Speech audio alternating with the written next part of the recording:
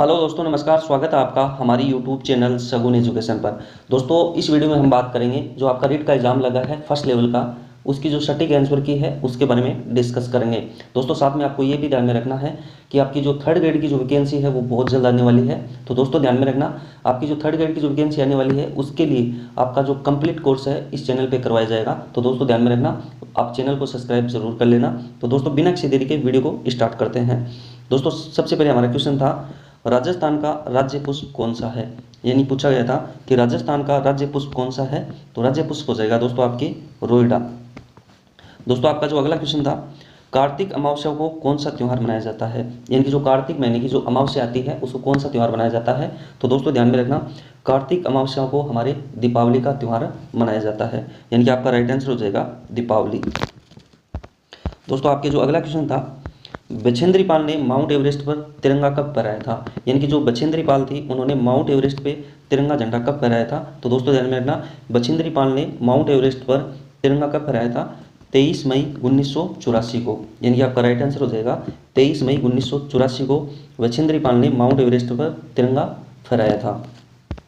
दोस्तों, आपके अगला क्वेश्चन आया था, जंगली मुर्गी वाला अभयारण्य कौन सा है। यानी कि राजस्थान में जंगली मुर्गियों के लिए फेमस अभयारण्य कौन सा है, प्रसिद्ध अभयारण्य कौन सा है। तो दोस्तों, इसका राइट आंसर हो जाएगा आपके माउंट आबू सिरोही में। यानी कि जो माउंट आबू सिरोही है उसमें जंगली जो मुर्गी है उसका अभयारण्य स्थित है।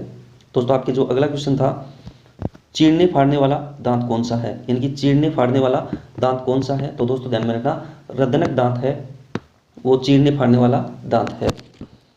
दोस्तों, आपका जो अगला क्वेश्चन आया था, पांडुपोल मेला कहाँ बढ़ता है। यानी कि जो पांडुपोल का जो मेला है वो कहाँ पे बढ़ता है, यानी कि किस जिले में बढ़ता है।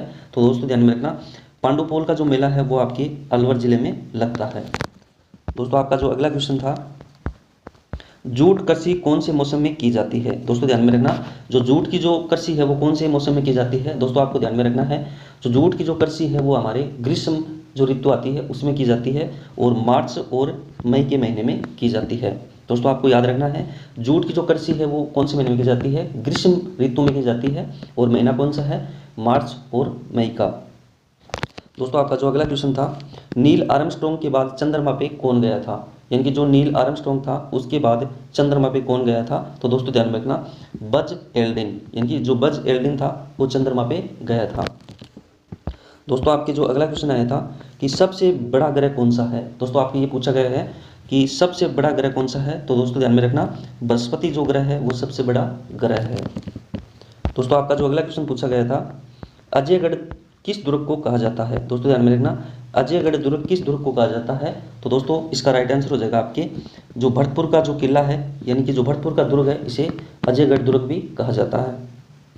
दोस्तों, आपके जो अगला क्वेश्चन था, याक कहाँ पे पाया जाता है। यानी कि जो याक पशु है वो कहाँ पे पाया जाता है। तो दोस्तों ध्यान में रखना, याक पशु है हमारे लद्दाख में पाए जाते हैं। दोस्तों, आपका जो अगला क्वेश्चन पूछा गया था, विटामिन डी की कमी के से कौन सा रोग होता है। यानी कि जो विटामिन डी की कमी से कौन सा रोग होता है। दोस्तों ध्यान में रखना, विटामिन डी की कमी से आपके रिकेटस रोग होता है। दोस्तों ध्यान में रखना, रिकेटस रोग किसकी कमी के कारण होता है, विटामिन डी की कमी के कारण होता है। दोस्तों, आपका जो अगला क्वेश्चन पूछा गया था, पर्वतारोहण के लिए क्या आवश्यक है। दोस्तों ध्यान में रखना, पर्वतारोहण के लिए क्या आवश्यक है। तो दोस्तों, इसका राइट आंसर हो जाएगा आपके ऑक्सीजन किट। यानी कि राइट आंसर हो आपके ऑक्सीजन किट। दोस्तों, आपका जो अगला क्वेश्चन था, प्रौद्योगिकी परिस्थितिकी शब्द किसने दिया था। दोस्तों ध्यान में रखना, ये शब्द किसने दिया था, हेक्कल ने दिया था। यानी कि आपका राइट आंसर हो जाएगा हेक्कल। दोस्तों, आपका जो अगला क्वेश्चन पूछा गया था, सिंचाई की पुरानी पत्ती नहीं है। यानी कि ये पूछा गया था, सिंचाई की जो पुरानी पत्ती है इनमें से कौन सी नहीं है। तो दोस्तों ध्यान में रखना, ये ड्रिपिंग तंत्र नहीं है। यानी कि सिंचाई की जो पुरानी पत्ती है ये कौन सी नहीं है। दोस्तों ध्यान में रखना, ड्रिपिंग तंत्र है, क्योंकि ये जो ड्रिपिंग तंत्र है ये नवीन पद्धति है। दोस्तों, आपका जो अगला क्वेश्चन पूछा गया था, अशोक स्तंभ में सिंह का मुंह किस दिशा में था। यानी कि जो आपका जो अशोक स्तंभ है इसमें जो शेर है उसका मुंह किस दिशा में है। तो दोस्तों, आपका राइट आंसर हो जाएगा आपके चारों दिशाओं में। दोस्तों, आपके जो अगला क्वेश्चन पूछा गया था, आपके मामा जी के भाई, यानी कि जो आपके मामा जी के भाई की माँ के साथ आपका क्या रिश्ता है। तो दोस्तों ध्यान में रखना, आपके मामा जी के भाई की माँ के साथ आपका क्या रिश्ता है। तो दोस्तों, इसका राइट आंसर हो जाएगा आपके नानी। दोस्तों, आपका जो अगला क्वेश्चन पूछा गया था कि बहुबुद्धि का सिद्धांत किसने दिया था। दोस्तों ध्यान में रखना, बहुबुद्धि का सिद्धांत किसने दिया था, हार्वर्ड गार्डनर ने दिया था। यानी कि आपका राइट आंसर हो जाएगा हार्वर्ड गार्डनर। दोस्तों आपका जो अगला क्वेश्चन था, लीलावत रचना किसकी है। दोस्तों ध्यान में रखना, आपके ये क्वेश्चन पूछा गया था कि लीलावत रचना किसकी है। तो दोस्तों लीलावत हमारी रचना किसकी है, भास्कराचार्य की। इनकी आपका राइट आंसर हो जाएगा भास्कराचार्य। दोस्तों आपके जो अगला क्वेश्चन पूछा गया था कि शून्यवाद के जनक किसे कहा जाता है, यानी कि शून्यवाद के जनक कौन है। दोस्तों ध्यान में रखना, नागार्जुन शून्यवाद के जनक है। दोस्तों आपका जो अगला क्वेश्चन पूछा गया था कि सबसे गहरी बावड़ी कौन सी है, यानी कि ये क्वेश्चन पूछा गया था कि सबसे गहरी बावड़ी कौन सी है। तो गहरी बावड़ी कौन सी आपके चांद बावड़ी अबानेरी दौसा में स्थित है। यानी कि आपके क्वेश्चन पूछा गया था कि सबसे गहरी बावड़ी कौन सी है, चांद बावड़ी है, और ये कहाँ पे है, अबानेरी दौसा में स्थित है। दोस्तों आपके जो अगले जो क्वेश्चन पूछा गया था कि राजस्थान की कौन सी भाषा नहीं है, यानी कि राजस्थान की भाषा कौन सी नहीं है। दोस्तों 3 ऑप्शन थे उसमें, वो तीनों ऑप्शन राइट थे, लेकिन जो मैथिली है ये राजस्थान की एक भाषा नहीं है, यानी कि आपका राइट आंसर हो जाएगा मैथिली। दोस्तों आपका जो अगला क्वेश्चन पूछा गया था कि मानव निर्मित घटक है, यानी कि मानव से निर्मित घटक कौन सा है। तो इसका राइट आंसर हो जाएगा आपके उद्योग। दोस्तों आपका जो अगला क्वेश्चन पूछा गया था कि हर्बट की पंचपदी में किसने बदलाव किया था, यानी कि जो हर्बट ने जो पंचपदी दी थी उसमें किसने जो बदलाव किया था। तो दोस्तों ध्यान में रखना, हर्बट का एक शिष्य था जिल्लर, उन्होंने हर्बट की जो पंचपदी थी उसमें बदलाव किया था। दोस्तों आपका जो अगला क्वेश्चन था, भारतीय में कौन सा पढ़ते हैं, यानी कि जो भारतीय शब्द दे रखा है उसमें कौन सा पढ़ते हैं। तो दोस्तों ध्यान में रखना, भारतीय में ये पढ़ते हैं। दोस्तों आपका जो अगला क्वेश्चन था, परिश्रम में कौन सा उपसर्ग है। दोस्तों इसमें उपसर्ग पूछा गया है, यानी कि जो परिश्रम है उसमें कौन सा उपसर्ग है। तो दोस्तों ध्यान में रखना, इसमें परि उपसर्ग है आपके।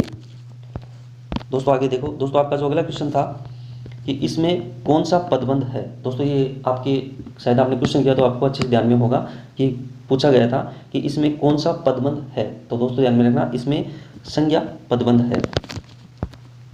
दोस्तों आपका जो अगला क्वेश्चन था, तल्लीन में कौन सी संधि है। दोस्तों ध्यान में रखना, आपकी संधि का क्वेश्चन पूछा गया था कि तल्लीन में कौन सी संधि है। तो दोस्तों ध्यान में रखना, तल्लीन में आपके व्यंजन संधि है।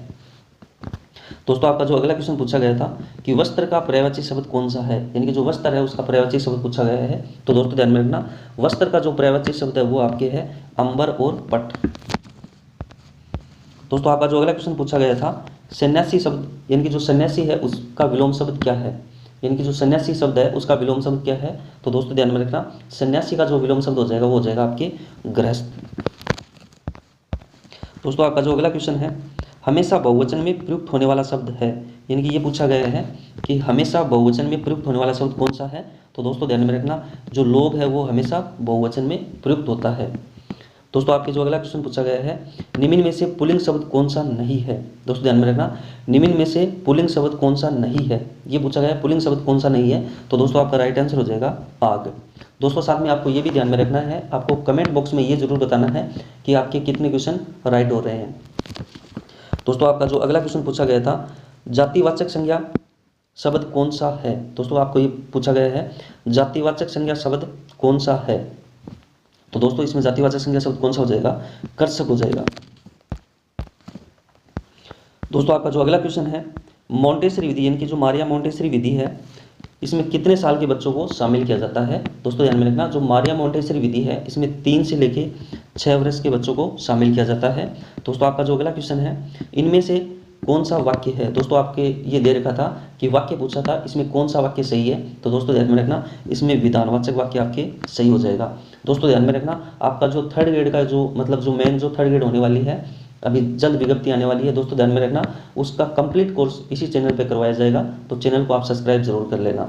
दोस्तों अगर आपको हमारा वीडियो अच्छा लगे तो वीडियो को लाइक और चैनल को सब्सक्राइब करना ना भूलें और बेल आइकन पर क्लिक करें ताकि आने वाली वीडियो का नोटिफिकेशन आपको समय पे मिल सके। दोस्तों मिलते हैं अगली वीडियो में, धन्यवाद।